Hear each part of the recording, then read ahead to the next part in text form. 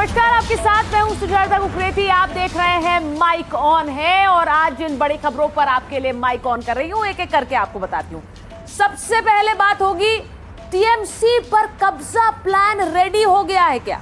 TMC में टूट की खबर कल मैंने आपको दिखाई थी, लेकिन इसी के साथ साथ अगर सांसद भी जाएंगे, पार्टी भी साथ ले जाएंगे तो टीएमसी पर सीधा सीधा कब्जा हो जाएगा। और ममता बनर्जी ऐसे में टीएमसी को बचाने के लिए क्या कर रही है, आज आपको दिखाऊंगी। इसी के साथ आपको दिखाऊंगी पहले एनकाउंटर और अब बुलडोजर। असद के एनकाउंटर के बाद पूरे गाजियाबाद जिले में जिस तरह से एक पूरा अभियान चलाया जा रहा है, ऑपरेशन क्लीन का अभियान, उसी के तहत बुलडोजर गरज रहा है। 27 का क्या संदेश दे रहे हैं योगी आदित्यनाथ, आज वो आपको दिखाऊंगी। इसी के साथ आपको दिखाऊंगी दिल्ली के अग्निकांड के कितने मुजरिम हैं। जैसे जैसे दिल्ली के अग्निकांड की तस्वीरें उभर कर सामने आ रही हैं, भयभीत कर रही हैं, डरा रही हैं। ऐसे में इन जिंदगियों को जो लील गया वो कौन है जिम्मेदार, आज उसकी बात करूं। आज इसी के साथ माइक ऑन कर रही हूं खान सर पर। क्या खान सर फंसने वाले हैं? खान सर के कोचिंग सेंटर पर हमले की खबर आई, लेकिन 24 घंटे के अंदर कहानी ही बदल गई। अब कैसे शिकंजा खान सर पर कस रहा है, आज ये भी आपको दिखाऊंगी। लेकिन इसी के साथ शुरुआत करने वाली हूं उत्तर प्रदेश की खबर से, जहां बुलडोजर गरज रहा है और जहां योगी का संदेश सामने आ रहा है।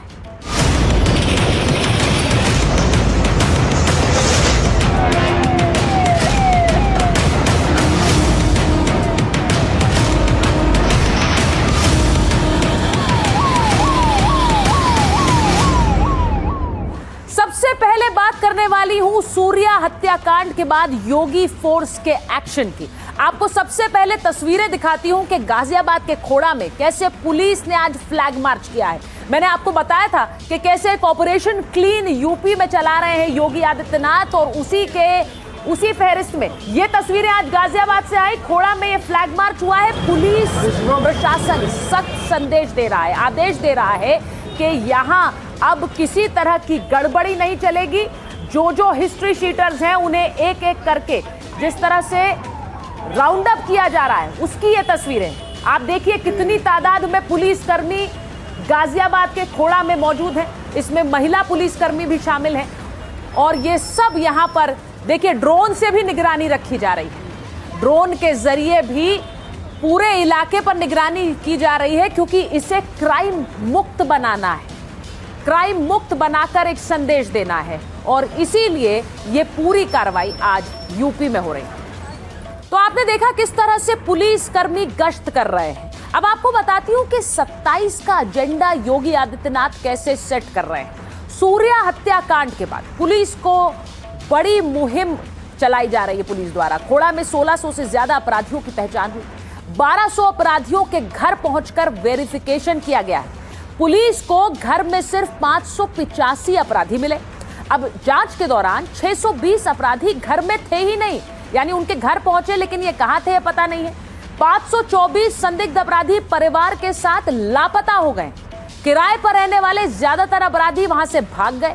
फरार अपराधियों के घर पर नोटिस लगाए गए। पुलिस फरार अपराधियों का पता लगा रही है, उनके घरों की फोटोग्राफी की जा रही है, वीडियोग्राफी भी की जा रही है। फरार अपराधियों की लोकेशन ट्रेस की जा रही है।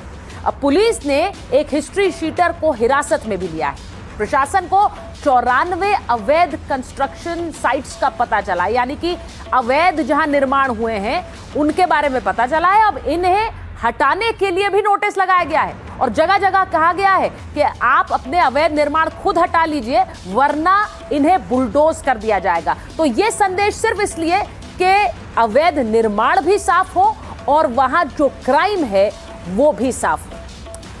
तो योगी आदित्यनाथ जिस तरह से असद के एनकाउंटर के बाद माफिया पर क्रैकडाउन कर रहे हैं और खासकर ये संदेश देने की कोशिश कर रहे हैं कि ना अपराधी चलेंगे ना अपराध, उससे 27 की सड़क क्या योगी आदित्यनाथ सीधे सीधे साफ कर रहे हैं जीत के लिए। देखिए,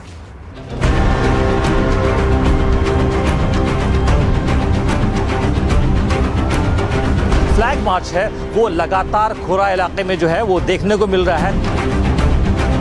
हिस्ट्री शीटर्स हैं उनको आइडेंटिफाई किया जा सके।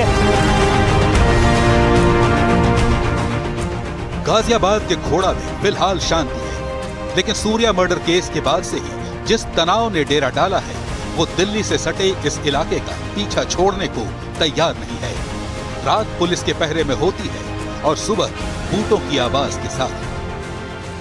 जो खोड़ा की पुलिस टीम है, साथ में एसएचओ साहब भी मौजूद हैं, सब इंस्पेक्टर लेवल के अधिकारी भी मौजूद हैं, यहाँ पर एएसआई लेवल के अधिकारी भी मौजूद हैं और पीछे फ्लैग मार्च जो है वो लगातार हो रहा है। उसकी बड़ी वजह ये है कि ये चाहते हैं कि अमन शांति जो है वो इस इलाके में बनी रहे, क्योंकि आपने देखा कि कई सारे असामाजिक तत्व जो है वो इस तरह की कोशिश करते हैं ऐसे मौकों का फायदा उठाने के लिए। योगी की पुलिस गाजियाबाद में ऑपरेशन क्लीन स्वीप चला रही है। पहले चरण में पुलिस सड़कों पर उतरी तो थाने में माफीनामे के साथ अपराधियों की परेड शुरू हो गई।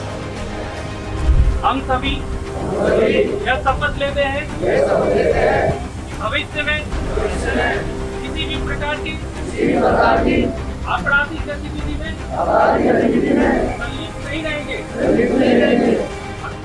जो हिस्ट्री शीटर थाने नहीं पहुंचे उनकी तलाश में ऑपरेशन क्लीन स्वीप के दूसरे चरण की शुरुआत हुई। पुलिस कह रही है यह सिलसिला अभी थमने वाला भी नहीं है। 2,43,286 वर्ग किलोमीटर की चौहद्दी वाले उत्तर प्रदेश के भीतर सिर्फ 10.5 वर्ग किलोमीटर में फैला खोड़ा ठीक उस जगह बसा है जहां नोएडा और दिल्ली की सरहदें मिलती हैं। यह इलाका वैसे तो लाखों कामगारों का आशियाना है, लेकिन इसकी घनी आबादी पेशेवर अपराधियों को छिपने के लिए मुफीद जगह देती हैं और इसी वजह से सुर्खियां भी देती हैं। लेकिन फिलहाल ये बकरीद के दिन हुए सूर्या चौहान के मर्डर के बाद पूरे देश की निगाहों में है। सूर्या के मर्डर का आरोपी असद एनकाउंटर में ढेर हो चुका है और बाकी आरोपी सलाखों के पीछे पहुंच चुके हैं। सभी नामजद जो भी अभियुक्त हैं वो गिरफ्तार किए जा चुके हैं। विवेचना में साक्ष्य संकलन की कार्रवाई चल रही है। जो भी तथ्य विवेचना में आते हैं उनके आधार पर अग्रिम वैधानिक कार्रवाई सुनिश्चित की जाएगी। पुलिस और प्रशासन यहाँ के जमीन माफिया और अवैध निर्माण पर भी पूरी ताकत से प्रहार कर रहा है। असद के घर पर डिमोलिशन का नोटिस चस्पा हो चुका है और अवैध मदरसों को नोटिस दिए जा रहे हैं। विधायक इसे सनातन की सदी बता रहे हैं। चाहे मदरसे हैं या कोई भूमाफिया अवैध कब्जा किए हुए हैं या कहीं जिहाद की शिक्षा दे रहा है, अब ये बदलता हुआ हिंदुस्तान है, ये सनातन की सदी है। वैसे जमीन माफिया के खिलाफ योगी सरकार की मुहिम सिर्फ गाजियाबाद तक नहीं है, दायरा बहुत बड़ा है। बागपत भी जद में है, जहां एक अवैध मस्जिद और मदरसे को जमींदोज कर दिया गया। प्रशासन का कहना है कि निर्माण बिना अनुमति के कराया जा रहा था, इसलिए तोड़ दिया गया। और अब बात करते हैं टीएमसी की, जिस पर बागियों का कब्जा दिन बर दिन बढ़ता जा रहा है। कल मैंने आपको खबर दिखाई कि कैसे असली टीएमसी होने का दावा कर रहे हैं नेता। अब तस्वीरें आपको टीएमसी में टूट के दिखाऊं, उससे पहले टीएमसी के डर की तस्वीर दिखा देती हूं। ये जो तस्वीर आप देख रहे हैं कूच बिहार से आई है, जहां कट मनी मांगने का आरोपी टीएमसी नेता शाहिदुल मियां, उस पर शिकंजा कस गया। पुलिस पहुंची तो टीएमसी नेता बिस्तर के नीचे छिप गया। पुलिस के कहने के बाद वो बाहर आया। अब ये तस्वीर देखिए, डर का आलम ये है कि ये वो नेता है जो कट मनी और वसूली कर रहे थे, और पुलिस जब छापा मारने आई तो बिस्तर के नीचे छुप गए कि कहीं इन्हें पकड़ा ना जाए। लेकिन आखिरकार पकड़े भी गए और कार्रवाई भी हुई। ये डर की तस्वीर है, लेकिन डर के साथ साथ हार के चलते टीएमसी में क्या क्या हो रहा है। हार के बाद टीएमसी में एक भगदड़ मची हुई है। 20 सांसद क्या ममता बनर्जी का साथ छोड़ देंगे? क्या ममता की टीएमसी पूरी तरह से खत्म हो जाएगी? ममता बनर्जी क्या लड़ेंगी अपनी टीएमसी को बचाने के लिए? आपको बताऊं कि सत्ता गंवाने के बाद टीएमसी में लगातार टूट की खबरें आ रही। टीएमसी के अब 20 से ज्यादा सांसद पार्टी छोड़ सकते हैं। कल विधायकों की बात मैंने की थी, आज सांसदों के बारे में बता रही हूं। 20 से ज्यादा सांसद पार्टी छोड़ सकते हैं, ये सूत्र बता रहे हैं। और टीएमसी के 20 से ज्यादा सांसद बीजेपी के संपर्क में भी। अब टीएमसी छोड़कर बीजेपी में शामिल होने पर यह विचार कर रहे हैं। सूत्रों के मुताबिक उच्च स्तर पर चल रही ये बातचीत। टीएमसी के लोकसभा में 29, राज्यसभा में 13 सांसद। अब कल ही टीएमसी के 60 विधायकों ने एक अलग गुट बनाया। गुट ने ऋतव्रत बैनर्जी को विधायक दल का नेता चुना। स्पीकर ने टीएमसी के बागी गुट को मंजूरी भी दे दी। अब सांसदों के छोड़ने से टीएमसी को एक और बड़ा झटका लग सकता है और जिस टूट की बात और टीएमसी पर कब्जे की बात हम कर रहे हैं वो और ज्यादा मजबूत हो सकता है। अब आपको बताऊं कि ममता बनर्जी के हाथ से क्या टीएमसी निकल चुकी है और क्या ये बहुत मुश्किल होगा ममता को अपनी पार्टी को बचाना। मैं क्यों कह रही हूं, क्योंकि चुनाव में टीएमसी ने 294 सीटों में से 80 सीटें जीती। 80 में से 60 विधायकों ने अलग होकर अपना गुट बना लिया। बागी गुट के पास ही विधानसभा में नेता विपक्ष का पद है। बागी गुट पर दल बदल कानून भी अब लागू नहीं हो सकता है। कानून से बचने के लिए 2/3 नंबर चाहिए होते हैं। बागी गुट के पास 2/3 से ज्यादा विधायक हैं। अब 2024 लोकसभा चुनाव में टीएमसी के 28 सांसद जीते थे। खबरों के मुताबिक इनमें से 20 सांसद अगर अलग होंगे तो इन सांसदों पर भी दल बदल कानून लागू नहीं होगा क्योंकि ये 2/3 से ज्यादा होंगे। तो कल ही कोलकाता मेयर फिरहाद हाकिम ने इस्तीफा दे दिया। अब आप ये समझिए कि जो टूट कर जा रहे हैं, जो अलग हो रहे हैं वो तो है ही, लेकिन जो करीबी थे वो भी अपने पद छोड़ रहे हैं। आज बिधनगर के मेयर कृष्णा चक्रवर्ती ने इस्तीफा दे दिया। लगातार टीएमसी के प्रतिनिधि पार्टी से अलग हो रहे हैं। टीएमसी का बागी गुट पार्टी पर अपना दावा और मजबूत कर रहा है और ये भी आपको बताऊं कि बड़े गुट के दावे पर चुनाव आयोग ही आखिरी फैसला लेगा। तो ये बागी गुट जितना बड़ा होगा, विधायक, सांसद, अलग अलग समितियों के अध्यक्ष, उतना ही बड़ा मजबूत इनका दावा टीएमसी पर होगा। कल ऋतव्रत बैनर्जी ने कहा था कि वो असली टीएमसी हैं। अब सवाल ये है कि क्या टीएमसी ममता के हाथों से निकल जाएगी? ममता बनर्जी क्या कर रही हैं? ममता बनर्जी के लिए कहा जाता है वो फाइटर हैं, वो आखिरी दम तक लड़ती हैं। क्या ममता बनर्जी अभी भी टीएमसी को बचा सकती हैं? देखिए जरा।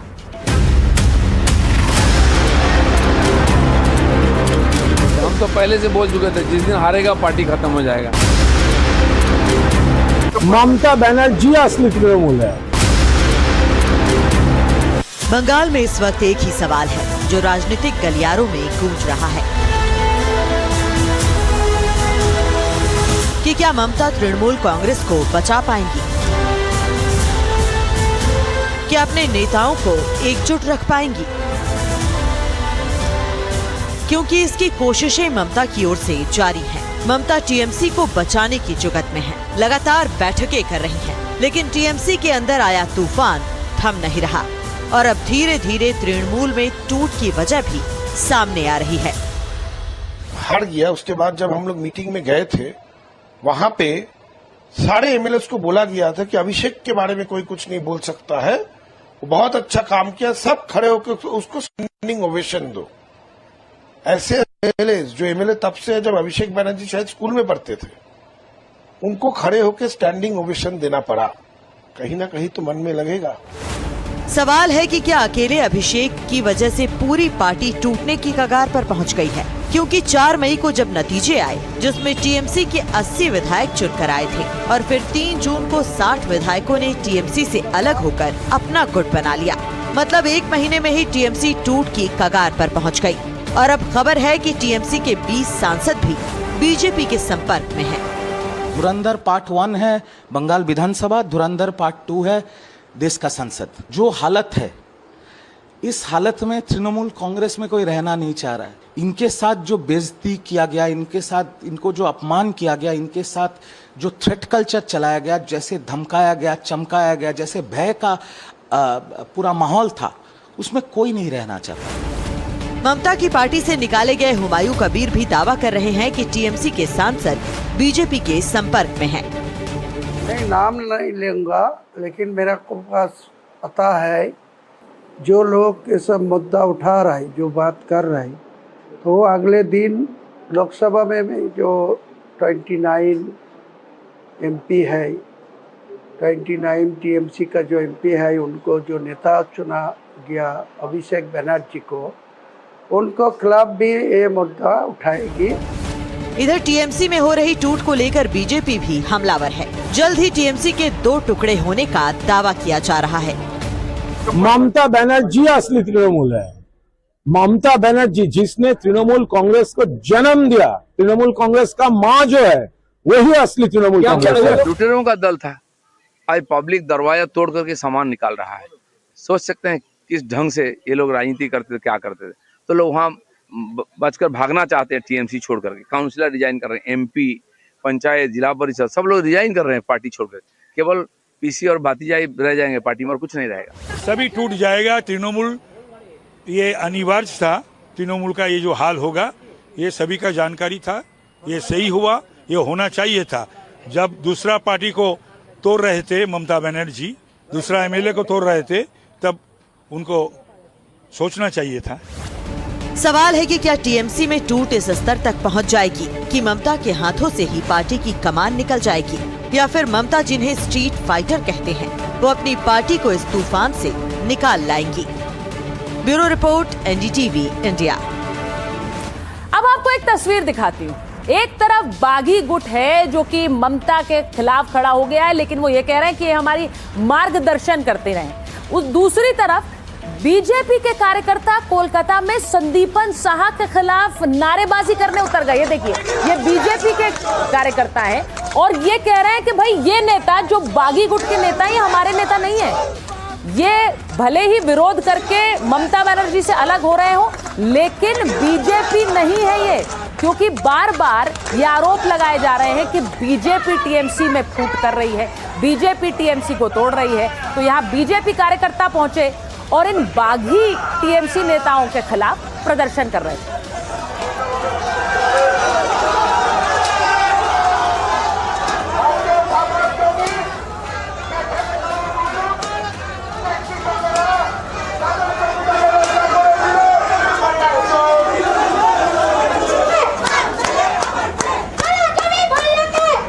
आपको ये भी बताऊं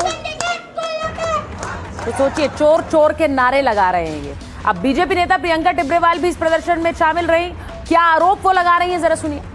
आम जनता है, आम नागरिक है, जिनको संदीपन शाह, स्वर्ण कमल शाह ने लूटा है, वे लोग आज रास्ते पर उतरे हैं, क्योंकि इन्होंने बोला कि 2 दिन से संदीपन शाह साधु बनने की कोशिश कर रहे हैं। तो उनके साधुवाद को ये लोग देखने आए हैं कि ये कैसा साधुवाद है जहाँ जनता को इन लोगों ने लूट लिया है। टीएमसी की मुश्किलें खत्म नहीं हो रही हैं। एक तरफ सियासत तेज है, पार्टी में टूट है, तो दूसरी तरफ एनआईए भी एक्शन में है। बंगाल के दक्षिण 24 परगना में आज एनआईए की एक टीम ने टीएमसी नेता शौकत मोल्ला के आवास पर तलाशी अभियान चलाया। अब ये कार्रवाई पश्चिम बंगाल विधानसभा चुनाव से कुछ दिन पहले हुए बम विस्फोट की जांच से जुड़ी हुई है। जरा तस्वीरें दिखाइए। इसमें एक व्यक्ति की मौत हो गई थी। अब इसी जांच के चलते एनआईए की टीम टीएमसी नेता के घर पहुंच गई है। कुल 9 जगह ऐसी हैं जहां पर एनआईए की टीम ने छापेमारी की कार्रवाई की और उन्हीं में से एक टीएमसी नेता के घर पर भी एनआईए टीम पहुंच गई। अब आपको बताऊं कि चुनावी हिंसा के दौरान बम विस्फोट के मामले में एक्शन में है एनआईए की टीम। एनआईए ने बंगाल में एक साथ 9 ठिकानों पर छापेमारी की।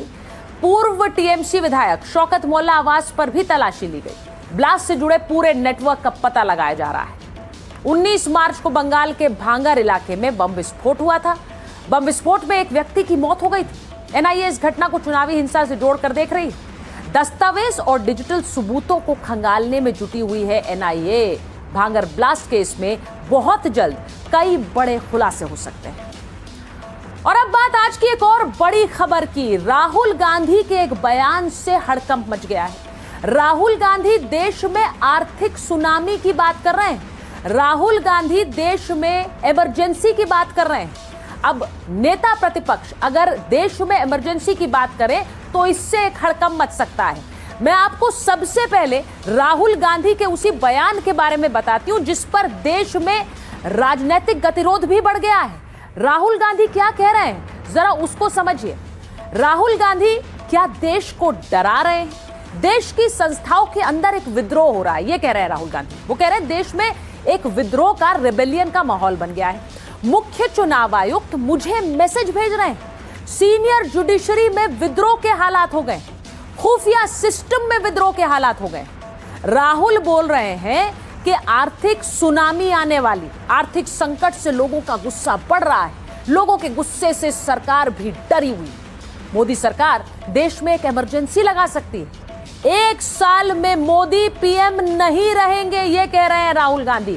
और राहुल गांधी ये बात पहले भी कह चुके हैं कि 1 साल के अंदर मोदी पीएम नहीं रहेंगे, लेकिन इस बार उन्होंने इसी के साथ साथ इमरजेंसी की बात भी कह दी और एक विद्रोह और आंदोलन की बात भी कह दी। अब राहुल गांधी ने जो बातें कही हैं ये बेहद गंभीर है, जो आरोप लगाए वो भी बेहद संगीन है, लेकिन सवाल है कि इन इल्जामों और बयानों में कितना दम है। बीजेपी तो यही पूछ रही। आर्थिक सुनामी आ रही है, भयंकर आर्थिक सुनामी अब आ रही है। Head of intelligence system, senior judiciary, सारों के सारे रिवोल्ट कर रहे हैं। पूरा इंफॉर्मेशन है, धड़ाधड़ हमारे सिस्टम से ही आ रहा है। 1 साल के अंदर मोदी जी प्राइम मिनिस्टर नहीं। कांग्रेस के नेता राहुल गांधी ने 2 मिनट 18 सेकंड का बयान दिया और इसी छोटे से कालखंड में भविष्यवक्ता और सुपर स्पाई से लेकर इकोनॉमिस्ट तक सबका किरदार निभा दिया। सबसे पहले आपको राहुल गांधी का अर्थशास्त्री अवतार दिखाते हैं।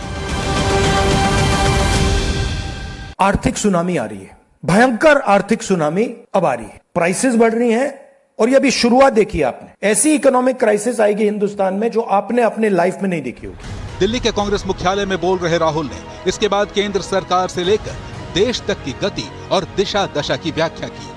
पूरे सिस्टम को हिला हुआ कहा, हालात को आउट ऑफ कंट्रोल बताया और लगे हाथ बात सिस्टम के अंदर इंस्टीट्यूशनल रिवोल्ट तक पहुंचा दी।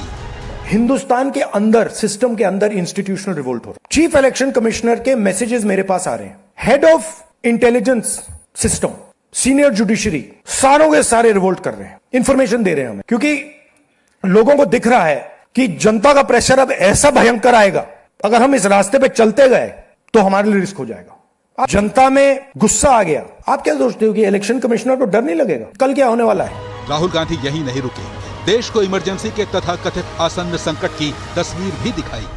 क्या हो रहा है? सिस्टम अंदर से ऐसे हिल रहा है पूरा। और मैं आपको ये बता दूं कि मेरे पास इंफॉर्मेशन आ रही है, सिस्टम मुझे इंफॉर्मेशन दे रहा है। मोदी जी के बारे में, शाह जी के बारे में, उनके बेटों के बारे में, मिनिस्टर्स के बारे में, अजीत डोवल के बारे में पूरा इंफॉर्मेशन है। धड़ाधड़ हमारे सिस्टम से ही आ रहा है। अब यह हो सकता है कि जनता के प्रेशर को यह सप्रेस करने की कोशिश करें, इमरजेंसी जैसी चीज कर दे। सवाल यह है कि राहुल के इन दावों के पीछे कोई ठोस जमीनी हकीकत भी है या वो सिर्फ बीजेपी पर बयानों का फंदा डालने की कोशिश कर रहे हैं। क्योंकि पश्चिम एशिया में तनाव और ग्लोबल मंदी के बावजूद भारत की विकास दर 6.5 से 7% के बीच है। भारत दुनिया की सबसे तेज बढ़ती अर्थव्यवस्थाओं में शामिल है। विदेशी मुद्रा भंडार की हालत काफी हद तक मजबूत है। आर्थिक बुनियाद को भी कोई खतरा नजर नहीं आता। राहुल गांधी ये जान चुके हैं कि लोकतांत्रिक रूप से वो देश की सत्ता में नहीं आ सकते और जहां भी वो ग्राउंड पे जाते हैं प्रधानमंत्री नरेंद्र मोदी जी के पक्ष में देश का जेनजी, देश का युवा हमें दिखता है। भारत के लोकतंत्र के खिलाफ ही बोलने लग गए। बीजेपी, कांग्रेस पार्टी और खासकर राहुल गांधी को लेकर इस तरह की बातें पहले भी कहती रही है और राहुल गांधी बीजेपी को इसका मौका भी देते रहे हैं। मई 2026 में राहुल गांधी ने कहा पीएम मोदी अमित शाह और आरएसएस गद्दार। अप्रैल 2025 में राहुल गांधी ने चुनाव आयोग को पूरी तरह कॉम्प्रोमाइज्ड बताया। मार्च 2023 में कहा कि भारत में लोकतंत्र बहाली के लिए अमेरिका, यूरोप आगे आए। फरवरी 2020 में बोले 6 महीने बाद देश के युवा पीएम मोदी को डंडे मारेंगे। इन्हीं बयानों को ताजे बयान से जोड़कर बीजेपी ने राहुल को लोकतंत्र विरोधी बताया तो कांग्रेस के नेता भी मैदान में उतर गए। इशारा किया कि राहुल तो वक्त गुजरने से पहले चेतावनी दे रहे हैं। राहुल जी ने जो कहा है क्या वो दिख नहीं रहा? डॉलर 100 रुपए पहुंच रहा है, पेट्रोल 100 क्रॉस कर चुका है, 40 साल की महंगाई सबसे बड़ी, चारों तरफ बर्बादी के लक्षण दिखाई दे रहे हैं। तो नेता प्रतिपक्ष ने सही आकलन किया कि आर्थिक रूप से सुनामी आएगी। हालांकि कांग्रेस ने जो नैरेटिव बनाने की कोशिश की उसका सबसे गंभीर हिस्सा संवैधानिक संस्थाओं की साख से जुड़ा हुआ है। राहुल दावा कर चुके हैं कि चुनाव आयोग, न्यायपालिका और खुफिया तंत्र के शीर्ष अधिकारी उन्हें अंदरूनी जानकारियां भेजते हैं। राहुल के दावे पर यकीन करें तो देश की शीर्ष संस्थाएं बड़े संकट में हैं। जिम्मेदार नेता होने के नाते राहुल ने बात संसद को क्यों नहीं बताई? अपने दावों के समर्थन में राहुल ने कोई ठोस सबूत क्यों नहीं पेश किया? इसलिए एनडीए के नेता पूछ रहे हैं, राहुल गांधी के दावे कहीं कांग्रेस की पुरानी गलतियों पर पर्दा डालने की कोशिश तो नहीं है? उनकी दादी ने आपातकाल लाया था ना, तो इसलिए वही आपातकाल उनके दिमाग में घूमता रहता है। मोदी जी तो प्रजातंत्र में विश्वास करते हैं, लोकतंत्र में विश्वास करते हैं, लोकशाही में विश्वास करते हैं। राजनीति में भविष्यवाणियां अक्सर दूरगामी रणनीतियों के तहत की जाती हैं। राहुल कहीं इसी रणनीति पर चलकर मोदी सरकार के खिलाफ एंटी इनकम्बेंसी को हवा तो नहीं देना चाहते। इसका जवाब क्या तो राहुल दे सकते हैं या कांग्रेस पार्टी। लेकिन ये भी समझना जरूरी है कि एंटी इनकम्बेंसी और एंटी एस्टेब्लिशमेंट, सुनने में ही दोनों शब्द भले एक जैसे लगे, फर्क आसमान और जमीन का होता है। नेता विपक्ष ने एक बयान आज ही दिया। उन्होंने कहा कि एक आर्थिक सुनामी इस देश में आने वाली है और उस आर्थिक सुनामी के चलते एक जन आंदोलन हो सकता है और ऐसा भी हो सकता है कि एक साल में सत्ता बदल जाए। अब ये बड़े भारी भरकम बयान हैं, उनकी तरफ से आ रहे हैं। ऐसे में ये एक अनिश्चितता कहीं तो नहीं खड़ी करती है देश के अंदर ऐसे बयान? नहीं, पहली बात तो विपक्ष के नेता ने ये तय कर लिया कि भाई चुनाव में बीजेपी को हरा नहीं सकते हैं, तो हमारे बस की बात नहीं है। तो अब इरादा अपनी इच्छा रख के बैठा है कि भारत में कोई ऐसा रिवॉल्यूशन आ जाए, रिवॉल्यूशन से सरकार बदल जाए। कोई वही एक ही तरीका है मुझे प्रधानमंत्री बनने का। आम रास्ते पे तो बनना नहीं है, लोकतंत्र पर विश्वास नहीं है। तो ये अलोकतांत्रिक विचार वाला बयान है। भाई लोकतंत्र है ना, आपको इस सरकार से शिकायत है, जनता के सामने जाओ। जनता के सामने जाओगे तो बंगाल में जनता तो थप्पड़ मार रहा है मुंह पे। जनता के सामने जाओ और राज्यों में जनता अपना निर्णय स्पष्ट दे रहा है, और निर्णय को स्वीकार करो ना। हर बार रिवॉल्यूशन आ जाए, ये कोई विदेशी सरकार बैठा हुआ है क्या भारत में? पर सोच विदेशी है, क्योंकि इसीलिए सोचते हैं फलाना देश में आया ना, भारत में क्यों नहीं आएगा? इच्छा है, क्योंकि मुझे वैसे एक सत्ता कैसे मिलेगा, इसीलिए रिवॉल्यूशन आ जाए। भारत लोकतांत्रिक देश है। इस देश के करोड़ों लोगों को इस देश की लोकतांत्रिक व्यवस्था पर पूरा विश्वास है। इतनी अच्छी लोकतांत्रिक व्यवस्था है कि बंगाल में ममता बनर्जी को हरा के बीजेपी को जिताया, तो केरला में कम्युनिस्टों को हरा के कांग्रेस को भी जिताया। तो ये सजग लोकतंत्र है, इस पर विश्वास रखो ना, इस पर भरोसे से चलो ना। वो विश्वास नहीं है, इसलिए रिवॉल्यूशन वगैरह की बातें फालतू के निराधार बातें करते रहे। अब राहुल गांधी ने जो बात कही उससे बहुत सारे सवाल उठते हैं। राहुल गांधी क्या देश में डर का माहौल बनाना चाहते हैं? क्योंकि अगर वो ये कहेंगे कि इमरजेंसी लगेगी तो जाहिर है लोगों के मन में डर पैदा होगा। संवैधानिक संस्थाओं की साख गिराना चाहते हैं क्या? क्योंकि वो तो ये कह रहे हैं जुडिशरी के लोग मुझे मैसेज कर रहे हैं, यानी वो सीधे सीधे उन पर भी आरोप लगा रहे हैं। कांग्रेस की इमरजेंसी वाली याद भुलाना चाहते हैं क्या? क्योंकि कांग्रेस को तो हमेशा इमरजेंसी के लिए घेरा जाता है कि इन्होंने देखिए कैसे आपातकाल ला दिया था। तो क्या उस इमरजेंसी को भुलाकर एक आर्थिक इमरजेंसी की बात करना है? क्या देश हित के मुद्दों का राजनीतिकरण किया जा रहा है? क्योंकि बात देश हित की नहीं हो रही है, बात एक भूचाल आने की हो रही है। ऐसे बयानों से देश की छवि को क्या नुकसान नहीं होगा? क्या विदेशी निवेशकों के मन में डर पैदा नहीं होगा? अगर आप बार बार कहेंगे कि यहां पर एक इकोनॉमिक इमरजेंसी होगी तो कोई विदेशी निवेशक देश में पैसा क्यों लगाएगा? राहुल ऐसी भविष्यवाणियां पहले भी करते रहे और ताजा बयान से क्या उनकी साख पर भी सवाल नहीं उठेंगे? क्योंकि उन्होंने ऐसी बातें कई बार कही हैं, लेकिन उनके बयानों के हिसाब से क्या लोकतंत्र चला गया? क्या एक तरह की इमरजेंसी आ गई? क्या डेमोक्रेसी खत्म हो गई? और इसीलिए इन बयानों पर भी सवाल उठ रहे हैं। आगे बढ़ते हैं और बात करते हैं खान सर की। कल मैंने आपको एक खबर दिखाई थी और पूछा था कि भाई खान सर का दुश्मन कौन है, क्योंकि खान सर ये आरोप लगा रहे थे कि उनके कोचिंग सेंटर पर हमला हुआ है। लेकिन पटना के मशहूर कोचिंग टीचर खान सर के कोचिंग सेंटर पर हमले के मामले में अब एक नया डेवलपमेंट हो गया। इस हमले से जुड़ा एक नया वीडियो सामने आया है जिसमें खान सर के कोचिंग सेंटर के बाहर फायरिंग होती दिखाई दे रही है। दावा यह किया जा रहा है कि फायरिंग खान सर के बॉडीगार्ड कर रहा है। ये वीडियो सामने आने के बाद पटना पुलिस ने खान सर के कोचिंग सेंटर के 2 गार्ड्स को भी अरेस्ट कर लिया है। अब सवाल पूछे जाएंगे कि आखिर ये कोचिंग सेंटर के बीच दुश्मनी की खबर है तो विलेन कौन?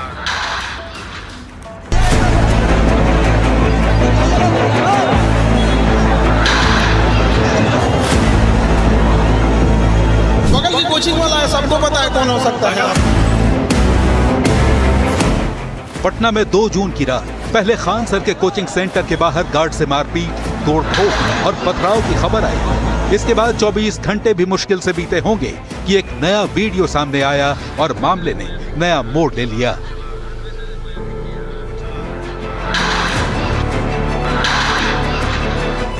इस वीडियो में 2 लोग हथियार लोड करके हवा में फायरिंग कर रहे हैं। दावा किया जा रहा है कि फायरिंग करने वाले खान सर के गार्ड्स हैं। ये वीडियो उसी ज्ञान बिंदु कोचिंग सेंटर ने जारी किया है जिसके डायरेक्टर रोशन आनंद खान सर के कोचिंग सेंटर पर हमला करवाने के इल्जाम में जेल पहुंच चुके हैं। गोली चलाने के आरोपी खान सर के गार्ड्स भी अब हिरासत में हैं। और पुलिस फायरिंग वाले वीडियो की पड़ताल कर रही है। ये पता लगाना चाहती है कि फायरिंग की वजह क्या थी और उससे भी ज्यादा ये कि क्या ये वीडियो खान सर के कोचिंग सेंटर पर हमले वाले दिन यानी 2 जून का ही है।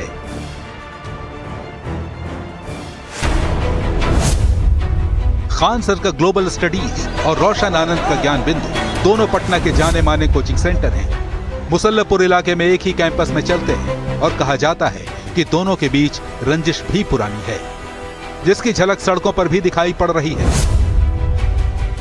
ये 2 तस्वीरें हैं। पहली तस्वीर तब की है जब छात्रों का जत्था खान सर के समर्थन में सड़कों पर उतरा था। दूसरी तस्वीर ज्ञान बिंदु वाले रोशन आनंद के समर्थक छात्रों की है जो उनकी रिहाई की मांग कर रहे हैं। रोशन सर को जल्द से जल्द छोड़ा जाए। लेकिन खान सर ने काफी गंभीर आरोप लगाए। झूठा आरोप है, सब झूठा है, सब झूठा है, सब झूठा। आप कैसे झूठा बता रहे हैं? कोई साक्ष्य नहीं है जो रोशन सर को फंसाया जा रहा है। आप देखे वीडियो कैमरा में देखे होंगे वीडियो जो आया है कि जो सर के ऊपर एलिगेशन लगाया गया है पूरी गलत है, 100% गलत है। बताया जा रहा है कि पटना में 2 जून की रात जो कुछ हुआ उसका मजबूत सिरा पटना के करीब 1,500 करोड़ रुपए के सालाना टर्नओवर वाले कोचिंग मार्केट से भी जुड़ा है, जिस पर हर सेंटर संचालक अपना वर्चस्व चाहता है। तो खान सर के कोचिंग सेंटर के बाहर फायरिंग के वीडियो से पूरे मामले में एक नया ट्विस्ट आ गया। पुलिस की जांच का दायरा और बड़ा हो गया है और इस दायरे में खान सर के गार्ड्स भी आ गए। और अब बात करती हूं आज की एक और बड़ी खबर की। दिल्ली में जहां पर कल आग का तांडव मचा, वहां पर मालवीय नगर के फ्लोरिश होटल में आग की तस्वीरें मैंने आपको कल दिखाई थी। उसके बाद रात में बिहार के मुजफ्फरपुर में एक अस्पताल में आग लग गई, 5 लोगों की मौत हो गई। और आज हैदराबाद के एक शॉपिंग कॉम्प्लेक्स में आग लग गई। आग का तांडव दिल्ली से बिहार, बिहार से तेलंगाना तक नजर आ रहा है। ये जो तस्वीरें आपने देखी हैं, इन तस्वीरों के बाद सवाल यही उठता है कि इंसानी जान कितनी सस्ती हो गई है। सबसे पहले आपको हैदराबाद के कमर्शियल कॉम्प्लेक्स में लगी आग की तस्वीरों को दिखाती हूं। यहां कई घंटों तक आग पर काबू पाने की कोशिश होती रही है। तस्वीरें देखिए जरा, आग लगी रही और आग पर काबू नहीं पाया जा सका।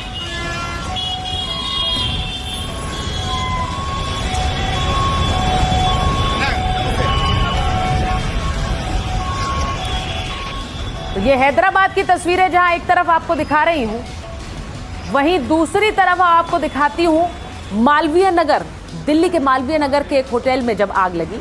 वहां तस्वीरें आग लगने के बाद की, कैसे होटल के अंदर के हालात थे ये देखिए तस्वीरें। कल मैंने आपको दिखाया था लोग कैसे भाग रहे थे, कोई खिड़की से कूद रहा था, कोई छत फांद रहा था। और आज होटल के अंदर की ये तस्वीरें सामने आई हैं जो बताती हैं कि कुछ नहीं बचा, सब कुछ जलकर खाक हो गया, सब कुछ खत्म हो गया। जब आने जाने का रास्ता भी एक था, आग लगी तो कोई निकल ही नहीं पाया और कैसे जिंदगियां खत्म हो गई। आज ये अंदर की तस्वीरें देखिए आप, सब कुछ खत्म है, सब कुछ खाक है।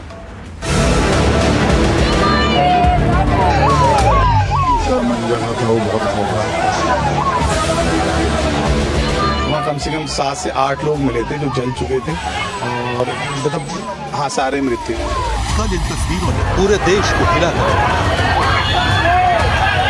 21 लोगों ने जान गंवा दी और तब जाकर प्रशासन जागा। होटल मालिक लवकेश बजाज को गिरफ्तार किया गया, जिसे आज कोर्ट ने 4 दिन की पुलिस रिमांड पर भेज दिया है। और अब बड़े बड़े खुलासे हो रहे हैं। पुलिस की पूछताछ में लवकेश ने बताया कि जिस वक्त होटल आग की लपटों में था, उस वक्त वो भी वहीं मौजूद था।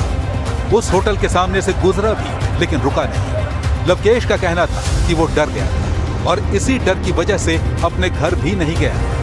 पूरे दिन दिल्ली की सड़कों पर घूमता रहा।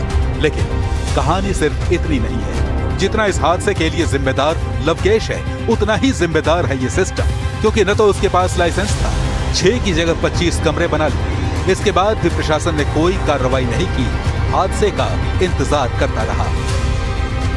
मंजर जो था वो बहुत खौफनाक था।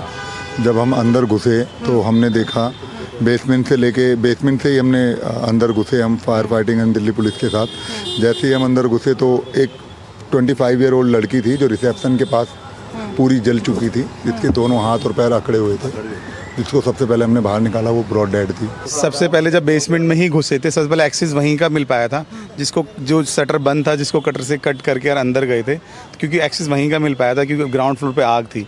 तो सबसे फायर फाइटर वहीं पर बुझाने के बाद वहीं पर गए थे, तो वहाँ कम से कम 7 से 8 लोग मिले थे जो जल चुके थे, और मतलब हाँ, सारे मृत थे।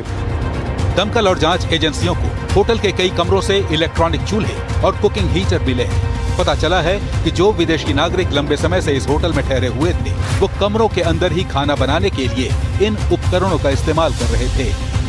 जो हमें वहाँ मिला वो हर कमरे में खाना बनाने का सामान मौजूद था। साथ में ग्राउंड फ्लोर पे कुछ LPG के सिलेंडर्स वगैरह भी थे, तो किचन वगैरह लगता है उसमें चल रही थी कोई, और बेसमेंट में भी कुछ सिलेंडर्स रखे हुए थे। यानी लवकेश और उसके साथ जय मिश्रा ने सारे नियम कायदे, कानून और सुरक्षा को दाग पर रखकर पैसे बनाने का सेंटर खोल रखा था। जो BNB के अंदर रजिस्टर्ड है और चल रहे हैं धड़ल्ले से। आप अंदर बढ़िए, इस पूरे होटल के अंदर टोटल 22 कमरे, 22 कमरे समझिए, 22 कमरों का होटल। रास्ता ये रास्ता है इसका, ये मेन रास्ता है इसका। एक तरफ प्रशासन की लापरवाही तो दूसरी तरफ जान गंवाने वाले लोगों की अब पहचान हो गई। सामने आया है कि 21 लोगों में से 12 विदेशी नागरिक थे और 9 भारतीय, जिनमें से भी 8 एक ही परिवार के थे। और दिल्ली की तस्वीरों के बाद बात कर लेते हैं मुजफ्फरपुर की, जहां पर ICU में भीषण आग लग गई। अब सोचिए, अस्पताल जहां हम सोचते हैं कि हर तरह की सहूलियत मौजूद रहेगी, वहां पर ICU, जहां पर सबसे मुश्किल अवस्था में जो मरीज होते हैं उन्हें रखा जाता है, वहां पर आग लगने के बाद कैसी तस्वीर आई वो आपको दिखाती हूँ। 5 लोगों की जान चली गई।